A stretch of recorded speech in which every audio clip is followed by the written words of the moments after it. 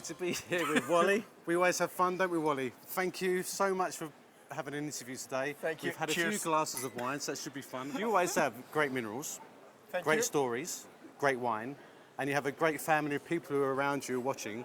Let's just walk through. Show me something spectacular. Okay. Wow. Very good combi.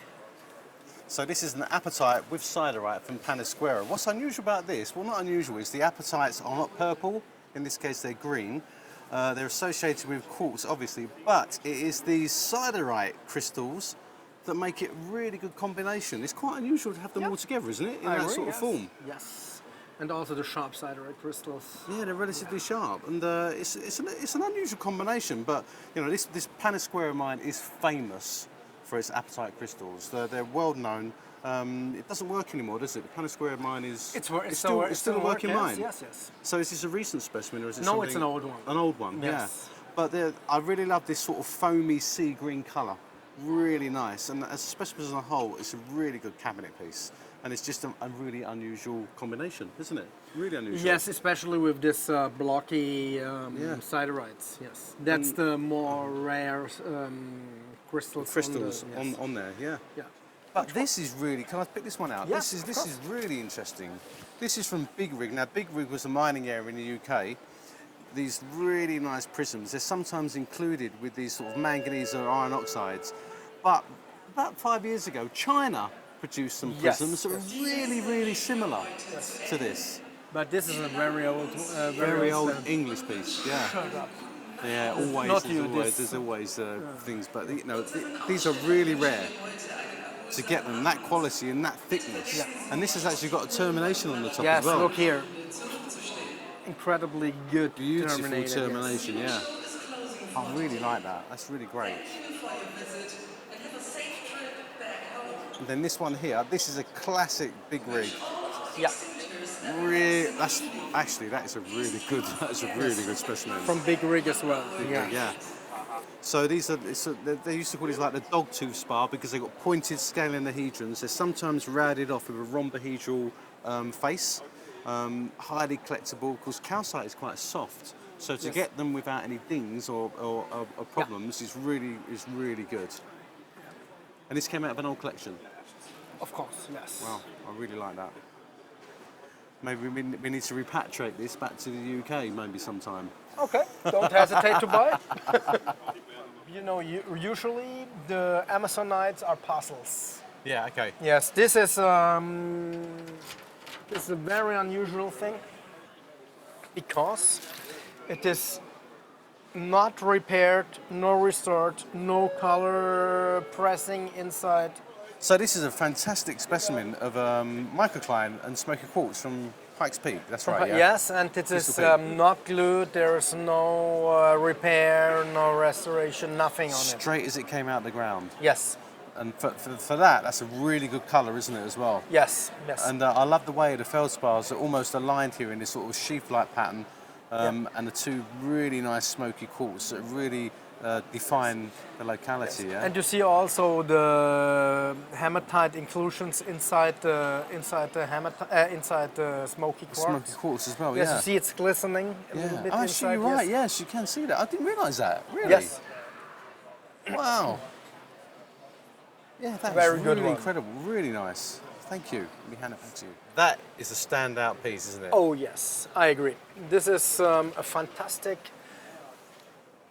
Wendel from Puiwa with a very nice twist.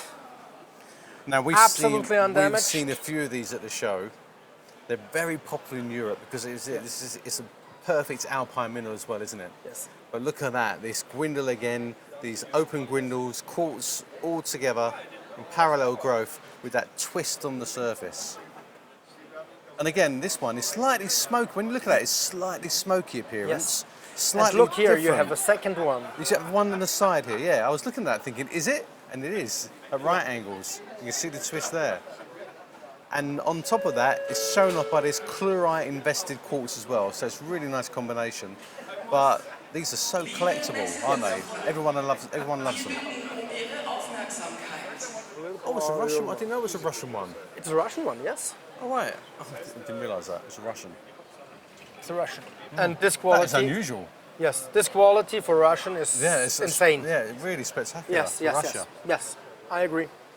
Look here. Wow, look at that. That's a big one. So this is opal, Australia.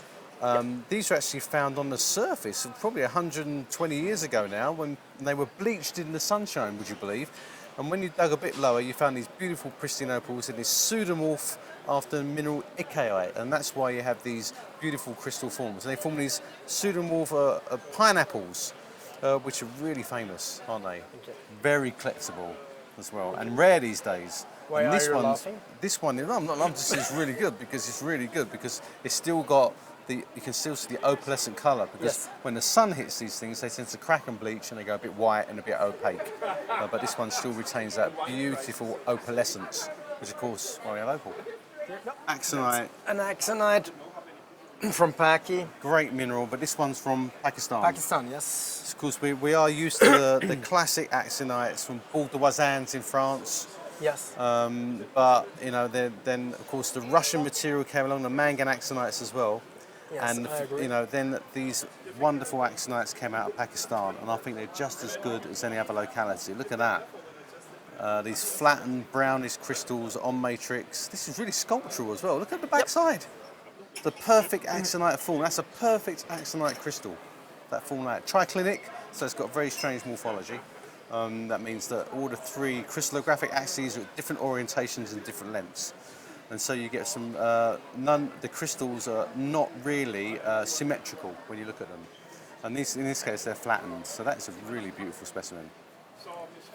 A fantastic Oh, yeah. gentle white on quartz. Chinese? Chinese, yes. Huang Huang, see what, the Huang Gang mine has produced the strangest mineralogy ever. Yeah. You know, we wonder about what comes out of that mine. But this is fantastic. So Gentelite is this mineral here. That is these sort of quartz. tetrahedral shaped crystals, and then you get these prisms of quartz. Now what I like about this, it looks like the quartz is like a cathedral for the Gentelite, isn't it? It's just sitting there beautifully. It's such a sculptural specimen. Look at that. Set up in a dark matrix. It's all, everything points towards the center mineral, which is what this mineral is about, and that is a beautiful piece. Look at that. So these are Himmelfirst mine. Himmelfirst mine, Freiburg, yes. So when you think of native silver, we always think of Kongsberg, of course, we think of Mexico, but of course Germany produced some of the finest. And it's almost like growth of hairs out of the matrix. So look at it, thick wire silvers that form these beautiful bundles of silver wires. They're really collectible, aren't they? Highly collectible. There's a lot of well, I wouldn't say controversy about how they're formed, you know, how the silvers grow, but obviously I know that Terry Wallace, who was at the University of Arizona, he did a lot of work on these, and the silver is a late stage mineralization growth out of other silver minerals, so it's really interesting, the growth history of these things. Yeah. But I just think as a mineral themselves, they're so classic. This is classic German mineralogy, isn't it? Thank you. Super collectible. And you haven't got one, you've got two. Look at that. The rest is very solid. That is absolutely beautiful. And also, some of these wires are shown a slight tarnishing. You wouldn't want to clean it really because they look artificial. But then you look at the black, gives it just something. And I think that's a tough choice. That's a tough choice. Do you need something for your museum? Yeah, we'll have both. Thank you very much. Okay. Your donation is so kindly accepted. It's unbelievable. It's unbelievable. But actually, I think that this is nicer. I agree. For me, I think this is a aesthetic. Yes. That's incredible. This is incredible and aesthetic as well. But this fits beautifully, especially these coarse wires here. Yes. You know, you're really looking at top quality. Thank you. I think. What I find fascinating about coming to a booth like this is you think you've seen everything and you'll come back a few days later and you see something else. You think, how did I miss that? Wow, look at this, like a starburst. Starburst on matrix. Wow, look at that. Isn't that incredible? Is this recent or is it an old piece? Old piece. Old piece. Yes. So quartz, green quartz, look at the way it's bursting out from the centre in this sort of spherical aggregate. That's probably how we would describe it in a register in a museum. spherical aggregate of quartz prisms with a slight greenish tint on matrix. These are relatively uncommon for this size. This is a big one for its Yep. size, isn't it? And the fact that you got it on matrix The matrix makes it is even more special. manganese oxide. Manganese oxide, yeah. Yes, limonite, I think. Because sometimes these are they're taken off, aren't they? They come detached from matrix, and you find them as separate sort of Yes, stars. yes, yeah. yes, yes. So it's quite unusual to get them actually sitting on the original matrix. But that is a beautiful, beautiful specimen. This is a brilliant specimen. Calcite, Chinese, but 2 stages of mineralization. That's important. Calcite is highly collectible because it can form beautiful crystals. But this one, you've got these long scalenohedra that are coated with iron oxide or something. And then there's a later stage mineralization of these flat, squat, rhombohedral crystals with a slight iron oxide staining on the top. So you're not only getting beautiful calcite crystals, but you're getting the process of mineralization, which I think from a scientific perspective tells you a lot Very about the interesting, deposit yes. as well. But aesthetically, that is amazing.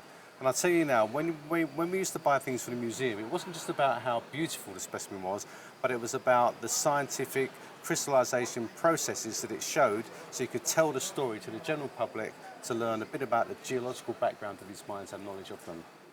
And I know I talk a lot, but I think that is a really nice specimen. Thank you. Look at the way it sits.